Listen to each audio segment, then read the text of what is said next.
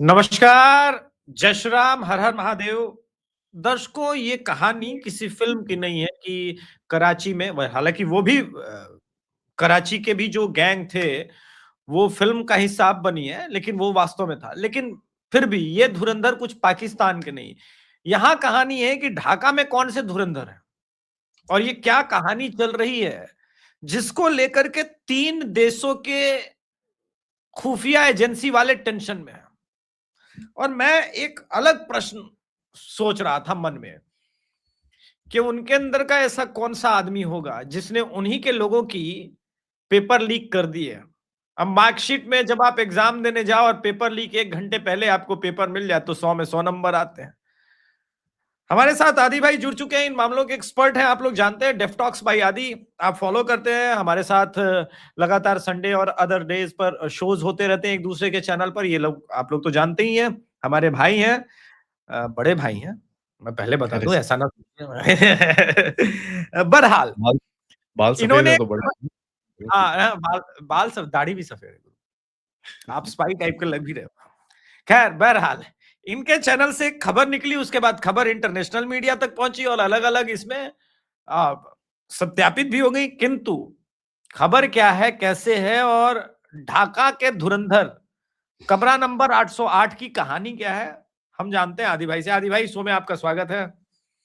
Thank you sir, sir नमस्कार। Sir आपने धूम फिल्म रिलीज कराई है वहां पे या धुरंधर? आपने नहीं, मतलब जिसने भी रिलीज कराई है, क्या चल रहा है? देखिए सर, जो भी चीज़ें हुई हैं बांग्लादेश के अंदर, ये एक पैटर्न है कि आप या जो मर्ज़ी आप कह लीजिए, वो एक मैसेज भेजा जा रहा है कि देखो यार ऐसा है, ये इस जगह पे मत आओ, आपको हानि हो सकती है, ना करो ये चीज़ें। इंडियन ओशन है। ये हमारा रीज़न है, ठीक है? तो ये बड़ा एक क्लियरली एक सिग्नल भेजा गया है। नाउ ये बहुत बड़ी एक्टिविटी हुई है सर, और इसके बाद और भी चीज़ें हुई हैं वहाँ पर जो अभी मैं मेरे पास अभी उसकी मैं इंटेलिजेंस मतलब इकट्ठी कर रहा हूँ। तो अगर मैं आपको बताऊँ 1 से 7 सितंबर के बीच में कॉक्स बाज़ार, सेंट मार्टिन्स आइलैंड, चिटागोंग हम्म, बहुत सारे इंटरनेशनल हम्म, ट्रक हो गए। हम्म, ठीक है? उसके बाद हम्म, ये जो अगर आप देखेंगे शुरुआत कब हुई थी, 1 से 7 सितंबर के बीच में ये यहाँ पर डिप्लॉय हुए हैं, सॉरी, खट तो बाद में हुए हैं। हम्म, अ, नाउ यहाँ पर इसकी ये पूरे गेम की शुरुआत हुई सर 31 अगस्त हम्म। से, जहाँ पर टेरेंस एरेवल जैक्सन रूम नंबर 808 में मारा गया था। ठीक है। जो पता नहीं है सर, उसके साथ 2 बंदे और मरे थे उसी होटल के हम्म, अंदर, हम्म। ठीक है? मतलब उसका कमरा बीच में था, एक बंदा इधर पे और एक बंदा इधर पे, ठीक है। ठीक है? 3 ये गए और एक बंदा मिला था होटल के स्विमिंग पूल के अंदर, उल्टा। हम्म, हम्म, तो कुछ आइडिया नहीं हुआ क्या। हम्म, उसके बाद 1 से 4 सितंबर के बीच में 4 बंदे मरे, कॉक्स बाज़ार के पास। ठीक सेंट है। मार्टिन आइलैंड में 4, 1 अमेरिकन मरा। कॉक्स बाज़ार में हम्म, फिर 4 और ठुके, ठीक है? चिटागोंग के अंदर 3 ठुके और एक का मतलब पता है वो कहाँ पर है, वो इनका जो हार्बर है, माताबारी हार्बर है, उसके आस-पास कहीं पे मरा है। तो टोटल मिला के हो गए 17, और ये समझ रहे हैं? अलग अलग एजेंसियों के नंबर है? नहीं सर, ये सारे अमेरिकन्स हैं। अच्छा, 17 के 17 यूएस? जी, ये सारे अमेरिकन्स हैं। उसके बाद अमेरिकन्स की तो इतनी जोर से फटी वहाँ पर, उनका एक बंदा था जिसका नाम है रिचर्ड डैनियल रोमन। हम्म, 4 तारीख तक ये ठुकम-ठुकाई चल रही थी। 5 तारीख को उसको जब ये खबर पहुँची, वो भागा साला, मास्क-मूस्क लगा के, कपड़े बाँध के इधर-उधर, हम्म। पैसे-पूसे दिए। पहली फ्लाइट उसने सिंगापुर की जा रही थी, वो पकड़ी और भाग गया वहाँ से वो। ठीक है? वो एक ऑर्गनाइज़ेशन के साथ काम करता था जिसका नाम है एटीए, जो डिप्लोमैटिक सिक्योरिटी सर्विस, जो एक टैक्टिकल ट्रेनर और ये सब चीज़ों में काम करते हैं। ये सारे एक कवर ऑर्गनाइज़ेशन में काम कर रहे थे जो वहाँ पर सो कॉल्ड सिक्योरिटी ट्रेनिंग दे रहे थे लोगों को। ओके। और किस ठीक है? लिए? अब वो देख लीजिए, अब वो किसके लिए क्या है वो तो छोड़ दीजिए सर। ठीक है? ठीक तो है। एक सिक्योरिटी ट्रेनिंग दी जा रही थी एक प्रोग्राम के हिसाब से जिसको एटीए बोलते हैं। ये भाई ने आके बोला कि साहब मेरा बजट खत्म हो गया है, मेरे को बोला वापस जाओ। हम्म, समझ रहे हैं आप? बजट खत्म हो गया जी, मैं चला यहाँ से, मेरे को यहाँ पर नहीं रहना। माराकान करके एक ऑर्गेनाइजेशन है जिसकी कवर में ये लोग काम कर रहे थे। उसके बाद उसी समय में 4 से 7 तारीख सितंबर के बीच में 7 पाकिस्तानी और ठुके। वो ठुके गुलशन बाजार में। गुलशन एक एनजीओ है, वहां पर उसका एक बाजार है ढाका के अंदर, उसके एरिया में ठुके ये। 2 पाकिस्तानी मतलब 7 में से 5 यहाँ पर ठुके, एक पाकिस्तानी कॉक्स बाजार में ठुका और एक चिटागोंग में ठुका। ठीक है? इसी के कहीं पे इन्हीं के साथ-साथ 5 जो टर्किश सदात या एमआईटी के जो बंदे थे, वो भी ठुके। और ये अमेरिकन्स के साथ और पाकिस्तानियों के साथ यहाँ पर काम कर रहे थे। ठीक है? छुपम-छुपाई खेल रहे थे। छुपम-छुपाई। इसके बाद एक और न्यूज़ आई। अर्ली नवंबर में एक शेरेटन ढाका के अंदर एक टॉप आईएसआई का बंदा ठुका। ठीक है? जिसकी सेम मैंने न्यूज़ दिखाई। ये हाँ, कमरे अहमद खान। जी, कमरे के अंदर उल्टा पाया गया वो। ये भी गुलशन में ही ठुका है, गुलशन रिसोर्ट। सर अहमद खान ठुका है लेट नवंबर में। हाँ, लेट नवंबर की ही बात कर रहा हूँ। ठीक है? ये एक और ठुका था, इसका नाम है मोहम्मद जाफर या ऐसी कुछ नाम था इसका। ये ठुका था अर्ली नवंबर में। ये भी आईएसआई का बंदा था। ये 30 नवंबर की इसकी ठुकाई हुई है। हाँ जी, जो अहमद खान ठुका 30 नवंबर को ठुका है, 38 साल का है वो एंड वो भी उल्टा पाया गया था अपने कमरे के अंदर।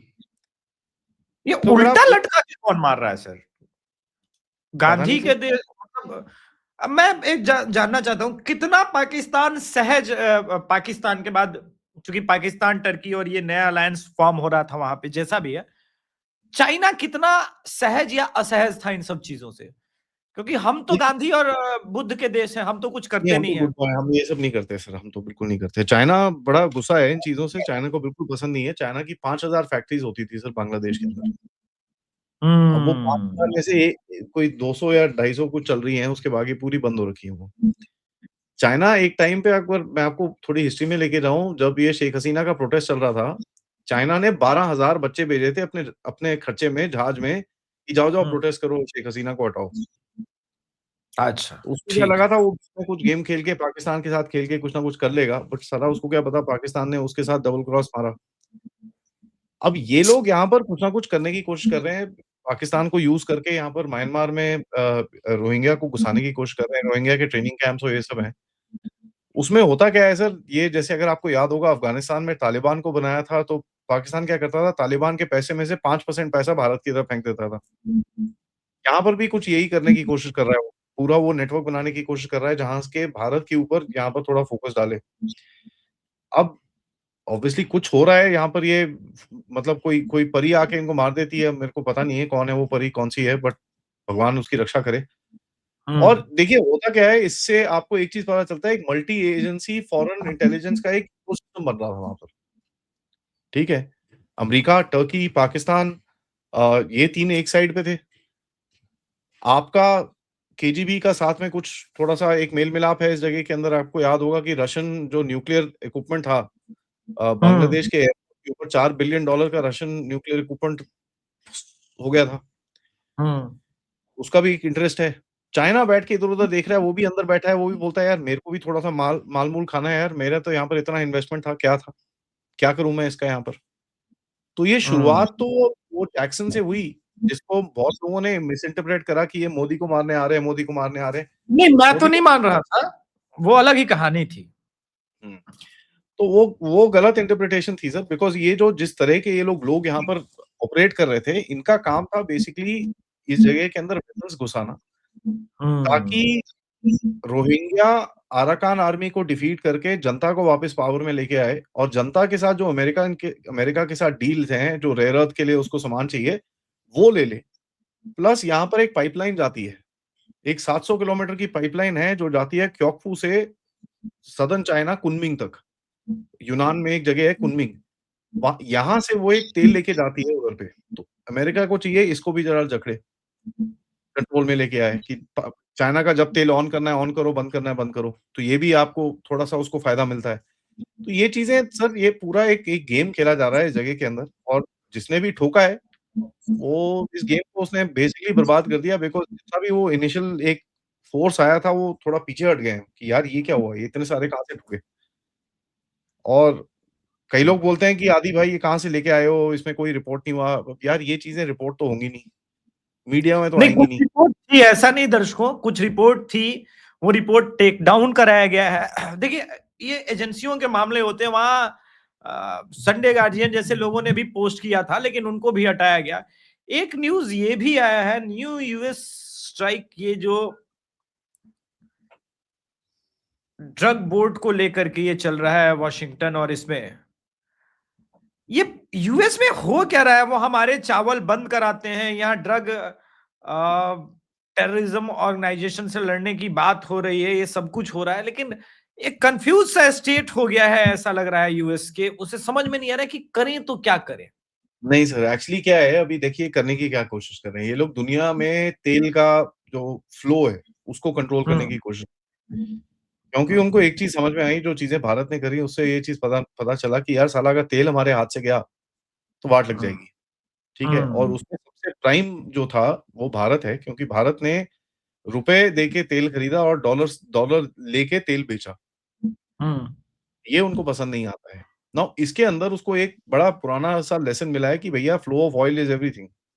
तो हम्म। अगर आप देखेंगे इस टाइम पे रशिया के यूक्रेन के युद्ध के अंदर जो यूक्रेन इस टाइम पे हमले कर रहा है रशिया के अंदर, वो रशिया के तेल के इंफ्रास्ट्रक्चर पे कर रहा है। हम्म। उनकी रिफाइनिंग कैपेबिलिटी पे कर रहा है, उनके टैंकर्स पे कर रहा है। उससे क्या होगा रशिया का जो एक एक जमावड़ा एक होल्ड है उसका कि भई इतना मैं तेल डाल सकता हूँ, वो कम होता जाता है।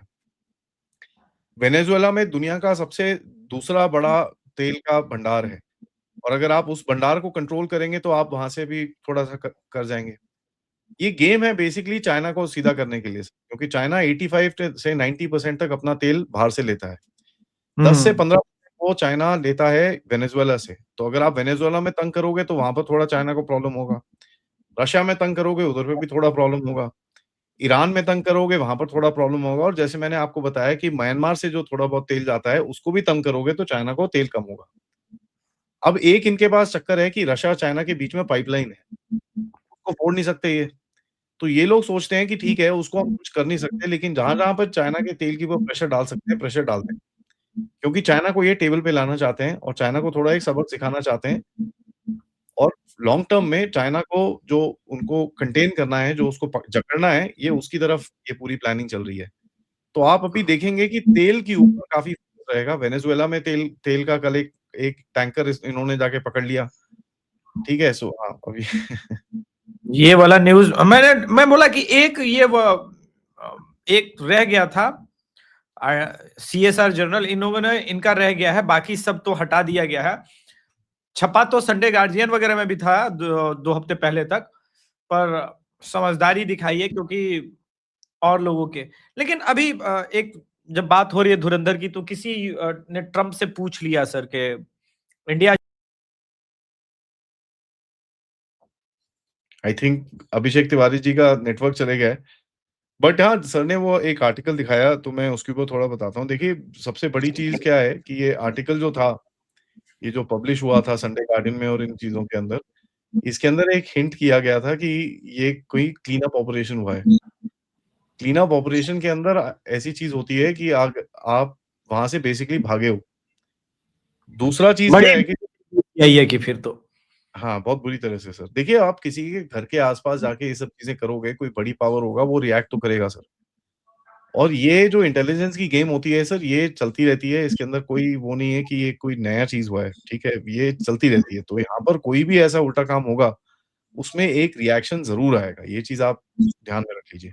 जी, आप कुछ बोल रहे थे सर। मैं पूछ रहा था एक और इसमें कि अभी यूएस में एक क्वेश्चन पूछा गया ट्रम्प से कि भाई इतना ज्यादा इंडिया राइस एक्सपोर्ट करता है, हमको हम लोग तो उसी के भरोसे हैं। तो ट्रम्प ने बड़ा हार्ड रिएक्शन दिया, लेकिन मैं देख रहा था आंकड़े, हम तो मात्र यूएस को 3% चावल बेचते हैं, हमें कोई फर्क नहीं पड़ेगा। यूएस के अलावा हमारे चावल के मार्केट के लोग पड़े हुए हैं पीछे कि भाई हमें दे दो, हमें दे दो, हमारे पास, और जो बचा होता है हम तो 80 करोड़ लोगों को ऐसे खिला रहे हैं और पूरी दुनिया को फीड कर रहे हैं। यूएस सिर्फ यूएस को मिलेगा क्या? मतलब कोर कांग्रेस जो यूएस कमेटी है कह रही है कि तुम लोग क्या कर रहे हो? हमने चाइना को काउंटर करने के लिए इंडिया पे इतना ज्यादा 17-18 साल इन्वेस्ट किया, वो सारा इन्वेस्टमेंट तुम्हारे इसमें जा रहा है। तो क्या ये यूएस कांग्रेस का शिफ्ट है या ट्रंप का शिफ्ट है, या इंटायर यूएस अब कह रहा है कि अब शिफ्ट का समय आया है? देखिए सर, सबसे बड़ी चीज़ क्या है, ये जो ट्रम्प ये राइस के ऊपर टैरिफ लगा रहा है, ये एक पूरा शो था। वो जो लेडी बैठ के वो जो बात कर रही थी, वो एक अमेरिकन सदर्न अमेरिकन की सॉरी एग्रीकल्चर लॉबी की एक बहुत बड़ी पार्ट है। वो क्यों ये चीज़ लेके आ रही है, क्योंकि भारत अपने एग्रीकल्चर का जो एरिया है उसको नहीं खोल रहा। और इनकी जो नेगोशिएशन चल रही है, अभी तो भारत ने बोल दिया भैया हमने जो जुलाई में आपको डील दी थी उसके आगे हम कुछ नहीं झुकेंगे। खत्म कहानी। जो हमने अभी तक बीच में थोड़े बहुत आपके साथ थोड़ी एडजस्टमेंट करी थी, हम वो भी नहीं करने वाले। वो जो जुलाई में हमने आपको ओरिजिनल डील दी थी, हम उसके साथ ही वहाँ पर जाएँगे। देखिए सर क्या है, इसको कहीं न कहीं भारत पे क प्रेशर बनाना है, क्योंकि भारत एक ऐसी जगह निकल रहा है जो बात नहीं कर रहा है इसके साथ। इसके साथ ना मीटिंग हो रही है, ना कोई नेगोशिएशन हो रही है, ना कोई बात हो रही है, ना कोई फ्यूचर प्लानिंग हो रही है, कुछ नहीं हो रहा। लेकिन इंडस्ट्री सारी भारत की तरफ शिफ्ट कर रही है। तो अगर आप देखेंगे गूगल की तरफ से अभी आया फिर से, सत्या नडेला और ये लोग आए उसके बाद अमेज़न की तरफ से बड़ा एक इन्वेस्टमेंट आया है।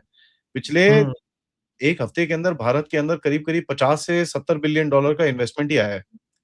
तो ये भी उसको दिखता है। तीसरा सबसे बड़ी चीज़ क्या है कि सर भारत में ये जो पुतिन साहब की जो अभी विज़िट हुई, उसका जवाब वो डायरेक्टली तो दे नहीं सकता कि बोल के भैया आप पुतिन के साथ क्यों मिल रहे हो और ये सब चीज़ें। तो उसको कोई और जगह ढूँढनी है आपके ऊपर प्रेशर डालने के लिए। चौथी चीज़ क्या है सर, इसने जो सुप्रीम कोर्ट में अपने केस लड़ रहा है ट्रम्प वहाँ पर टैरिफ के लिए कि भई सुप्रीम कोर्ट में वहाँ पूछा जा रहा है कि टैरिफ इल्लीगल है, तो ये केस लड़ रहा है। इसने जाके भारत का नाम वहाँ पर लगा दिया कि टैरिफ मैंने भारत के ऊपर लगाया था नेशनल सिक्योरिटी के चलते हुए। तो अगर वो भारत से टैरिफ हटाता है, तो फिर उसका मुँह काला होता है। तो ये उसका अब एक ईगो प्रॉब्लम भी हो गया है कि कहाँ से कुछ करेगा, किस तरह आगे लेके जाएगा, क्या करेगा, उसको किस तरह उसको करना है। क्योंकि देखिए ईगो प्रॉब्लम अगर वो उसका हो जाएगा तो उसका मुँह काला हो जाएगा। तो तभी वो देखिए भारत के ऊपर बार-बार, बार-बार प्रेशर डालता है। कल-परसों ने फिर से उसने बोल दिया, "जी मैंने इंडिया-पाकिस्तान की वॉर रुकवा दी।" ओ भाई तूने वॉर तो रुकवा दी, लेकिन यहाँ पर थाईलैंड, कंबोडिया मार-मार के एक-दूसरे को उन्होंने भुट्टा बना दिया है। रोक उसको, रोक दो। सऊदी अरेबिया ये और कुवैत एक-दूसरे से लड़ने वाले हैं यमन के अंदर, रोक ले उसको। ये अलग कहानी चल रही है। तो अब ये कहानी बस यही है कि भारत को किस तरह से थोड़ा प्रेशर में डाला जाए और कुछ नहीं है। ओके, एक एक पड़ोसी को तो देख लिया, दूसरे पड़ोसी को धुरंधर मूवी के बाद काफ़ी मेल्टडाउन है। एक सीन आता है जिसमें वो, मतलब मुझे बड़ा चुभा था जब वो कहता है पड़ोस में ही रहते हैं, जो उखाड़ना है वो उखाड़ लेना। अभी कुछ फिर से पाकिस्तान के अंदर भी अज्ञात लोगों ने कुछ किया है सर। जी। वो क्या हो रहा है सर ये? सर मैंने रिपोर्ट किया था पिछले हफ्ते 29 ब जी। बंदे का मैंने रिपोर्ट किया था। 90 दिन में हमने हमने क्या जिस मर्ज़ी ने उड़ाए हैं। एंड उसके बाद 2 दिन के बाद और पता चला कि और 5 बंदे ठुके हैं साथ में। तो टोटल 34 बंदे पिछले 90 92-93 दिन में ठुक चुके हैं ऑलरेडी। देखिए सर ये क्या है? ये एक आपको समझ में आना चाहिए, लोग सोचते हैं ऑपरेशन सिंदूर जो 2.0 या जो मर्ज़ी आप बोल लीजिए, वो उसी तरह होगा जैसे वो मिसाइल-विसाइल चलेगी। वो भी होगा, उसमें कोई डाउट नहीं है। लेकिन जब तक वो नहीं हो रहा है, तब तक इसका मतलब ये नहीं कि आप चुपचाप बैठे हो। आपको जो कार्यक्रम करने हैं और जो चीज़ें होनी हैं, वो तो होंगी। अब जिस तरह से आप देखिए अफ़गानिस्तान इस टाइम पे खड़ा हो रहा है और जिस तरह से अफ़गानिस्तान ने पूरा तरह से पाकिस्तान को अपने से काट दिया है। उसने बोला भैया हम आपके साथ ट्रेड भी नहीं करेंगे, हम आपके साथ कुछ भी नहीं करेंगे, जाओ यहाँ से। तो हुँ। उसको भी भगा दिया वहाँ से। तो उसका अगर वो इस ये चीज़ कर पा रहा है, आपके बिना नहीं कर सकता वो। आपका बहुत सपोर्ट है उसके ऊपर, तभी आप उस चीज़ को कर पा रहे हो। तो ये देखिए सर, ये एक मल्टी प्रोंग स्ट्रैटेजी बोलते हैं और हमेशा याद करिएगा, जो एक रिटेलिएशन एक देश करता है सर, वो कभी भी मिलिट्री तो एक 10% पार्ट होता है उसका। हुँ। तो इसमें जो पूरी पॉलिसी रहती है डीआईएमई प्रिंसिपल पे चलती है। D is diplomacy, I is intelligence, M is military and E is economics. तो डीआईएमई, एम एक पार्ट है उसका, उससे ओके। ज़्यादा नहीं है वो कुछ भी। ठीक है? तो तो इंटेलिजेंस ऑपरेशन देखेंगे, आप इकोनॉमिक ऑपरेशन देखेंगे, आप डिप्लोमैटिक ऑपरेशन देखेंगे, आप ये सब देखेंगे, सब कुछ देखेंगे। हर चीज़ का एक सही टाइम रहेगा, उसके बाद आप ये चीज़ों को देखेंगे सर। पाकिस्तानी आर्मी का एक बड़ा फोर्स जो है इस वक्त अफगान बॉर्डर पे है, और काफी अरेस्ट भी, मतलब काफी पाकिस्तानी सोल्जर तो नहीं कह सकते, पाकिस्तानियों को पकड़ के रखा है। सोल्जर की तरह तो अफगानी फिलहाल लड़ रहा है। लेकिन ये रिपोर्ट आ रही है सर कि अफगानिस्तान के पास हैवी रशियन मेड आर्टिलरी कहिए, इक्विपमेंट्स कहिए, जो नाम देना है वो मिल रहे हैं। ये कैसे हो रहा है सर? पहले तो वहां अमेरिकन हुआ करते थे। नहीं सर, इनके ये पास पुराने पुराने रशियन सोवियत रॉकेट आर्टिलरी और ये सब चीज़ें हैं, ठीक अच्छा है? अच्छा। जो इवन अमेरिकन्स यूज़ करते थे वहाँ पर, क्योंकि अमेरिकन ने अगर आप याद करेंगे जब ये वॉर चल रही थी, अमेरिका जो अफ़गान आर्मी थी, उसको जब चीज़ें लेता था तो वो सोवियत हेलीकॉप्टर्स पुराने खरीद के देता था और ये सब चीज़ें, वो भी अमेरिका भी उसको ही देता था। क्योंकि दैट अच्छा वो अच्छा। आर्मी का ज़्यादा उसका हाथ उसमें था और सोवियत इक्विपमेंट सस्ता होता था। तो रॉकेट हम्म। आर्टिलरी और ये सब चीज़ें इनके पास हैं। स्मर्च, ग्राड्स और ये सब चीज़ें हैं इनके पास। तो ये देखिए अब है, मतलब वो किस कबाड़ में पड़ी हुई है, कहाँ कचरे में पड़ी हुई है, चलती हैं, नहीं चलती, उसके अंदर आपको टेस्टिंग करनी पड़ती है, ये सब कुछ करना पड़ता है। तो उसके लिए कुछ इनको टेक्नीशियंस मिले हैं जो पाकिस्तान का इल्जाम, मैं पूरा फ्रेम कर दे रहा हूँ क्वेश्चन। पाकिस्तान का इल्जाम ये है कि अफगानिस्तान का विदेश मंत्री यहाँ आता है, हमारे लोगों से मिलता है, और इंडिया जो है रशिया के थ्रू सपोर्ट करा रहा है। क्या ये यूएस का सिर्फ अटेंशन डाइवर्ट करने के लिए, या वास्तव में कुछ ऐसा चल रहा था? सर मैं चंद्रमा से सपोर्ट कर रहा हूँ, मुझे क्या फ़र्क पड़ता है? हम लोग तो भाई गांधी के देश है, हमारा क्या है। ये सही बात है, हम लोग तो गांधी, और अफगानिस्तान भी बौद्ध का देश है सर। भले पहले जो भी रहा हो, बामियान की मूर्ति तोड़ दी गई, मगर वहां तो थे बौद्ध ही, बामियान की मूर्ति देखिए सर तोड़ने के बाद। ऐसा है, पाकिस्तान अगर आपके बांग्लादेश में उल्टे काम करने की कोशिश कर सकता है, म्यांमार में उल्टे काम करने की कोशिश कर सकता है, पाकिस्तान आके उल्फा को पैसे दे सकता है, पाकिस्तान आके पीएलए को पैसे दे सकता है, पाकिस्तान आके हिज़्ब उत-तहरीर को उठा सकता है, पाकिस्तान आके आपके घर के अंदर डॉक्टर मॉड्यूल बना सकता है, पाकिस्तान आके आपके अंदर 25 करोड़ और चीज़ें कर सकता है। लेकिन आप अगर 5 हथियार अफ़गानिस्तान को दे दो तो भैया ब बड़ी पंगे हो जाते हैं। ये जो एक चीज़ है ना सर, एक हथियार नहीं, हमको तो अफ़गानिस्तान को वहाँ पे पूरी यूनिट डालनी चाहिए कि भैया ये लो, ड्रोन भर-भर के भेजो उनको। ये जो एम्बुलेंसेस भेज रहे हो उसके अंदर भर-भर के हथियार भेजो, ये लो भाई चलाओ सालों हमने को। एम्बुलेंस इसलिए भेजे क्योंकि मानव, हम लोग मानते हैं मानवता कल्याणी। इसमें एम्बुलेंस भेजना कब से क्राइम होने लगा सर? हैं, एम्बुलेंस के अंदर भी कुछ भेजना कोई क्राइम नहीं है। यार एम्बुलेंस प्रॉब्लम भेजी 400 जाती करोड़ है। डॉलर का है। जी। प्रॉब्लम जो हमने बजट का 400 करोड़ दिया बजट से, वो प्रॉब्लम है। सर देखो ऐसा है, ये जो 400 करोड़ और जाता है ना, ये जाता है उसकी यार पार्लियामेंट में ये खराब है, उसका ये खराब है, वो सब चीज़ें करने के लिए। ये जब हाँ। जो कार्यक्रम आप और हम इस टाइम पे बात कर रहे हैं, ये बजट में आपको कहीं दिखेगा भी नहीं। नहीं वो तो आप है, स्कूल मतलब में परेशान हो जाओगे, हाँ, इसके पैसे कहाँ से आए किसी को नहीं पता चलेगा। हाँ। ठीक है? ये चलिए। ब्लैक फंड्स होते हैं सर, ब्लैक फंड्स हर गवर्नमेंट के पास होते हैं। अब वो ब्लैक फंड्स कहाँ, किस तरह कहाँ जाते हैं, किसको जाते हैं, कैसे जाते हैं, वो किसी को धेला नहीं पता चलेगा। चलिए, ये और भी ठीक है। ये चीज़ें बड़ी क्लियर होनी चाहिए सर कि देखिए कोई भी देश चुप नहीं रहता। हमने बहुत टाइम तक चुप्पी रखी, ये करा, वो करा, बट अब वो टाइम आ गया है कि आप अभी नहीं चुप रहोगे। जहाँ पर आप जब करोगे तो अभी रोते हैं लोग। तो तो आप मैं तो मानते हैं मोदी सरकार चुप नहीं है? नहीं, मोदी तो चुप है। नहीं, मोदी सरकार इस फॉरेन डिप्लोमेसी के देखिए मामले सर, में। वो जो लोग हैं हम कुछ नहीं कर रहे, हम कुछ नहीं कर रहे, कई लोग रोते रहते हैं सारा टाइम। अब क्या चाहिए उनको? हाँ, सुबह-सुबह मोदी साहब आके एक व्हाट्सएप भेजें उनको क्या कि आज साहब हमने मैंने कल रात को आई मीन क्या बोलूँ मैं ऐसे लोगों को? अगर आपको नहीं, दिख कुछ नहीं रहा लोग आस-पास रो क्या हो रहे रहा हैं है, कि यार ये ऐवे ही धुरंधर फिल्म बन गई है। आपने धुरंधर फिल्म तो देख ही ली होगी।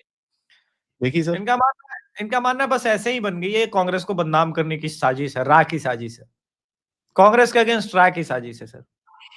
सर अगर कांग्रेस पार्टी के अगेंस्ट कुछ करना होता तो राह-पाह तो छोड़ दो सर, ये लोग पार्लियामेंट में नहीं बैठ पा रहे तो बाकी सब तो अलग चीज़ है। आई मीन 3 सवाल पूछे थे कल हमारे बड़े साहब ने, तीनों के शे जवाब स्कूल चलता हुआ बच्चा दे सकता है। नहीं, नहीं, मोटा भाई नहीं ऐसे करके जवाब दिया है। क्या बात तो करते हैं? ये क्रम मैं तय करूँगा, मुंसिफी चल रहा है क्या? तो वो इसमें उसकी कहीं बात वो करते नहीं है हैं। सर। देखिए ये लॉस्ट बैटल है इनकी। एक टाइम था पिछले साल में आप और हम थोड़े नर्वस होते थे जब ये सब चीज़ें होती थी, कि यार ये क्या है? ये नहीं कर पा रहे एंड ऑल दैट स्टफ। हाँ, अब तो इंटरेस्ट भी नहीं रहा। अब उनका हाइड्रोजन बम से भी कोई फटता नहीं है, कुछ होता नहीं है। आज सर जो पता गैप नहीं। देखिए उस टाइम पे क्या था आपका दोनों का गैप बड़ा छोटा था। एक परसेप्शन के अंदर गैप बड़ा छोटा था। अब वो गैप इतना बड़ा हो गया है। तो अगर ये 2 ऊपर भी चलते हैं आप उनको देखो वो तो 5 ऊपर चढ़ जाते हैं। तो ये कुछ बन नहीं रहा है इनसे बात। सदन के बीच में सर वो अब जा रहे हैं राहुल गांधी बाहर। हैप्पी न्यू देखिए ईयर सर, बोलने। ऐसा है ऐसा है 2-3 चीज़ें अगर आप देखें यहाँ पर जो जर्मनी जा रहे हैं वो जर्मनी की तरफ से और यूरोप की तरफ से जो आपके ऊपर प्रेशर आ रहा है इस टाइम पे रशिया के ऊपर कुछ यह नहीं जी आप रशिया को कैसे कर सकते हो ये वो। ये वही इकोसिस्टम है सर सारा, वही हम्म इकोसिस्टम और कुछ नहीं है। तो ये वहाँ पर जाके बस यही बोलना चाहते हैं नहीं ये तो बीजेपी वाले हैं जो रशिया को सपोर्ट करते हैं, हम नहीं करेंगे सपोर्ट। और वहाँ पर हम्म जाके ये बोलेंगे देखो मैं तो पुतिन से भी नहीं मिला, इसी चक्कर में नहीं मिला मैं। हम्म, ये अपने नंबर बनाने की अपनी जो एक इंटरनेशनल एक्सेप्टेंस होती है ना सर, अगर आप देखेंगे इस वो टाइम कर पे रहे हैं। मचाडो है उसकी एक इंटरनेशनल एक्सेप्टेंस है, एक एक तबके के अंदर। हम लोग तो कभी नहीं मानेंगे उसको। बट वो हाँ एक वो तो इंटरनेशनल आने की चक्कर में है सर कि भैया मैं भी हूँ, मैं ये चीज़ें अच्छे से कर सकता हूँ, मैं आपकी बात समझता हूँ तो आप मेरे को ज़रा सपोर्ट करो। ये उस डायरेक्शन में बात है सर और कुछ नहीं है। Fine fine fine fine. On this note, we'll wind up the show. आदि भाई आप शो में आए और इस पूरे ढाका के धुरंधर के बारे में आपने जानकारी दी उसके लिए सर बहुत बहुत आभार। दर्शकों थैंक से यू सर। निवेदन है दोनों चैनल को दबा के सपोर्ट कर लिया जाए। जितना बड़ा इकोसिस्टम उतना बड़ा हमारा खेल और नैरेटिव।